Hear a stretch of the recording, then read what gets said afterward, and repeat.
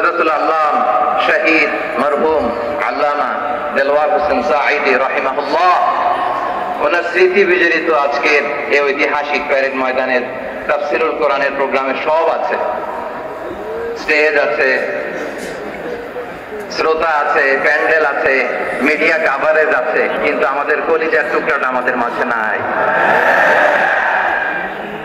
আজকের এই প্রোগ্রামে আলোচক হয়ে এই চেয়ারে আমি না বসে ওই শ্রোতাদের কাতারে বসে যদি আমাদের আল্লামার নুরানি চেহারার দিকে তাকিয়ে ওয়াজ শুনতে পারতাম, আমাদের হৃদয়টা ঠান্ডা হয়ে যেত, আমাদের তৃষ্ণার্ত হৃদয় শান্ত হতো। সব আজকে আছে, কি যেন নাই, ঠিক কিনা বলেন? আল্লাহ তাআলা প্রতি 100 বছরে একজন মুজাদ্দিদ পাঠায়, প্রতি 100 বছরে একজন মুজাদ্দিদ, যিনি সমাজকে সংস্কার করেন। আল্লামা দেলওয়ার হোসেন সাঈদী রাহিমাহুল্লাহ ছিলেন তেমন একজন মুজাদ্দিদ। চিৎকার করে বলেন ঠিক কিনা? উনি শিরক বিদআতের আস্তানাকে তছনছ করে দিয়েছেন, তাওহীদের বাণীকে সমুন্নত করেছেন, মানুষের কাছে তাফসীরুল কোরআনকে জনপ্রিয় করেছেন। আজীবন তিনি ইসলামকে বিজয়ী শক্তি হিসেবে দেখার স্বপ্ন দেখতেন।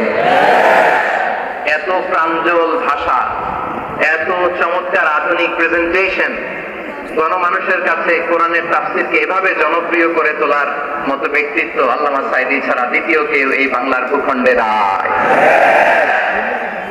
এই যে তাফসীরুল কোরআন, এই যে টার্মিনোলজি, এই টার্মটাই উনি আসলে জনপ্রিয় করেছেন। আমরা আগে জানতাম না যে এভাবে তাফসীর করা যায়, এভাবে scientific indications of the Holi কোরআনকে মানুষের কাছে পেশ করা যায়, এভাবে এত জীবন ঘনিষ্ঠ করে, এত ইন্টারেক্টিভ করে কোরআনের কথাগুলো মানুষের কাছে উপস্থাপন করা যায়। উনি অন্যায়ের বিরুদ্ধে সবসময় সোচ্চার ছিলেন, প্রতিবাদী কণ্ঠস্বর ছিলেন।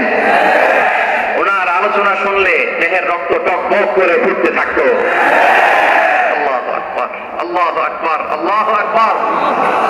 He was a strong mouthpiece of Islamic revivalism. Islamic জাগরণের স্ট্রং মাউথপিস ছিলেন আল্লামা সাঈদী রাহিমাহুল্লাহ। অনেক দোয়া পেয়েছেন, আমরা পড়েছি, এমন জীবন তুমি করিবে গঠন, মরণে হাসিবে তুমি, কাঁদিবে ভুবন। গোটা বিশ্বকে তিনি কাঁদিয়েছেন। আল্লামা যখন ইন্তেকাল করলেন, আমি তখন মালয়েশিয়া থেকে যুক্তরাষ্ট্রে একটা কনফারেন্সে যোগ দিতে যাচ্ছি, কাতার এয়ারলাইন্সে। মালয়েশিয়া থেকে দোহাতে নামলাম। দোহায় যখন আমার ট্রানজিট, তখন শুনতে পেলাম যে আল্লামা বিদায় নিয়েছেন। সোশ্যাল মিডিয়ায় শুনে বিশ্বাস করতে পারলাম না। মুহূর্তের মধ্যেই মাসুদ সাঈদী ভাইকে মেসেজ করলাম, উনি কোনো উত্তর দিতে পারলেন না। মাসুদ ভাইয়ের সাথে যখন কোলাকুলি করি, আমাদের শামীম ভাইয়ের সাথে যখন কোলাকুলি করি, মনে হচ্ছে আল্লামা সাঈদীর গান পাই। শরীরটা লিটারালি কাঁপছিল, নিজেকে মানাতে পারছিলাম না, বিশ্বাস করতে পারছিলাম যে আসলে আল্লামা বিদায় নিয়েছেন। ইন দ্য মিন টাইম আমার সেকেন্ড ফ্লাইট দোহা টু নিউ ইয়র্ক, 12 ঘন্টার ফ্লাইটে উঠলাম, ইন্টারনেট থেকে বিচ্ছিন্ন হলাম। নামার পরে শুনলাম আল্লাহু আকবার, যেখানে ওনাকে কবরস্থ করার কথা ছিল সেখানেও কবর দিতে দেওয়া হয় নাই।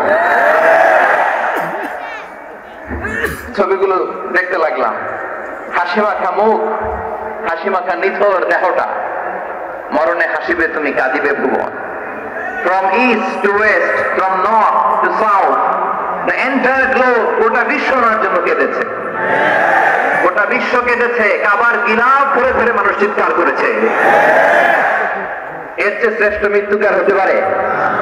আমাদের আল্লামার আর কি পাওয়ার ছিল বলেন? আর কি পাওয়ার ছিল? কুল্লু নাফসিন যায়িকাতুল মাউত, যারাই দুনিয়াতে আসবে তারা ইন্তেকাল করবে, এটা আমরা মেনে নেই, এটা আমরা জানি। কিন্তু অবাক করা বিষয় হচ্ছে আমরা আজও জানি না আমাদের আল্লামার মৃত্যু কি স্বাভাবিক হয়েছে নাকি এটা পরিকল্পিত মেডিকেল কিলিং ছিল। এটা যে পরিকল্পিত মেডিকেল কিলিং ছিল, এটা ধারণা করার পেছনে অনেক কারণ আছে। তিনি আধিপত্যবাদের বিরুদ্ধে সোচ্চার ছিলেন, ফ্যাসিবাদের বিরুদ্ধে সোচ্চার ছিলেন, রাজনৈতিক প্রতিহিংসার শিকার ছিলেন। এজন্য এটা মেডিকেল কিলিং হতে পারে এ ধারণা আমরা করতেই পারি। আওয়াজ করে বলেন ঠিক কিনা? যে সময়টা আমরা কাটাচ্ছি, এত সুন্দর সময় বাংলাদেশ আর পাবে না। আমাদের জন্মের পর থেকে এরকম চমৎকার সময় আমরা পাই নাই। এটাই আসল সময়। আমরা ইন্টারিম গভর্নমেন্টের কাছে দাবি জানাই, উচ্চতর তদন্ত কমিটি করে এটা কি হত্যাকাণ্ড ছিল নাকি স্বাভাবিক মৃত্যু ছিল, এই রিপোর্ট গণমানুষের কাছে প্রচার করে জানাতে হবে। এই দাবির সাথে কি সবাই আপনারা একমত? কারা কারা একমত হাত তুলে দেখা।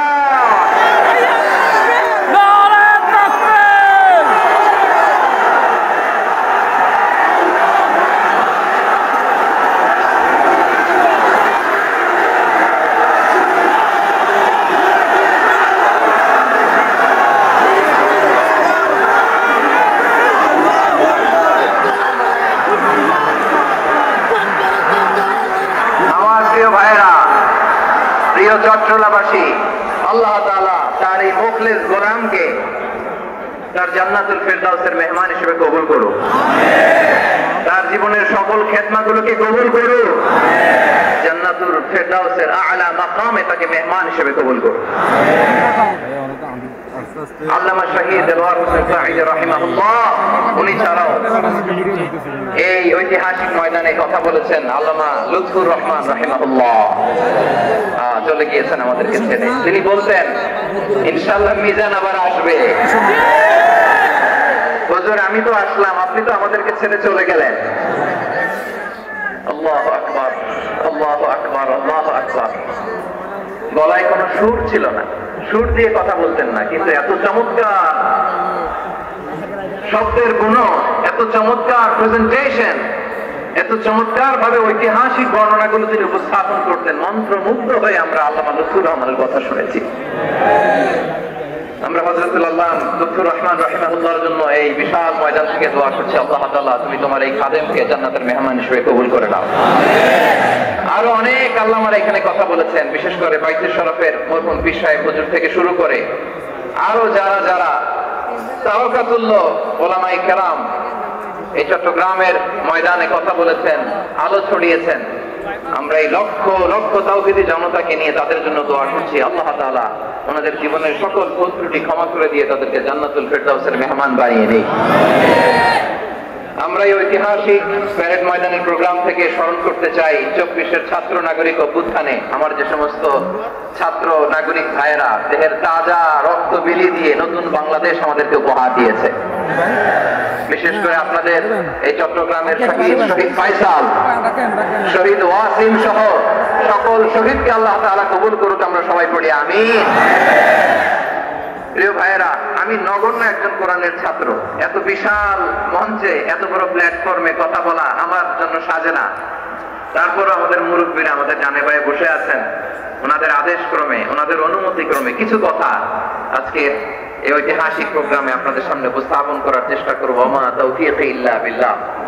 প্রিয় ভাইয়েরা, 5 দিন ব্যাপী এই তাফসীরুল কোরআনের প্রোগ্রামে অনেক ওলামা হযরত কথা বলেছেন, যারা কোরআন সুন্নাহ থেকে আমাদেরকে কোরআনের কথাগুলো শোনালেন, আমরা যেন সেগুলো